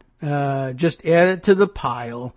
We'll get around to it. Prosecute it eventually. Probably not. Anyway, so time now for me to hand things over, of course, to the guys on the after show. Oh, one thing I got to sneak in here. First of all, I got to find our outro music and get that rolling so we can get out of here close to on time. Just wanted to correct the record. One of the best corrections of all time, as a matter of fact, published over at theavclub.com. Just apologizing to everyone for the mistake of believing the tweet on Thursday from Alexandra Jaffe that the cases of beer seen rolling into the Capitol were in fact for a beer party celebration of the passage of the AHCA. It turns out that the claim is that the beer was destined for some other gathering, and indeed there were no photos of anybody chugging any beers afterwards, but they did go over and have the Rose Garden party. Fantastic apology for that headlined correction. Republican bloodsuckers who sentenced poor to die didn't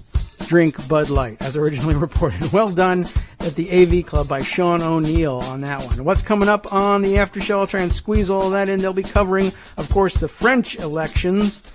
And my goodness, this is a long description here. I should have left more time for this one, but they're going to go into great detail. Fantastic. There's so much detail that even the summary of all the detail they're going into can't fit into all of this. And this is really deep and in there. All right, let's see. Oh, okay, I've got the wrong screen up. There we go. Germany also, by the way, ordering nationwide search of army barracks after Nazi memorabilia is uncovered at a garrison in the southwest of the country. My goodness. Hold on for more. From Daily Kos Radio on networksradio.com. You have been listening to the Kagro in the Morning Show with David Waldman. Man, there's a lot here, too. And you know what? I was reading, it turned out to be Greg's write-up of the French election there. Not the summary of what's coming up on the after show. They'll be touching on that, of course. Plus some amazing stories, really. Some creepy, crazy ones as well. Do stay tuned. I can't do them all justice in a few seconds, but Justice will do them justice next.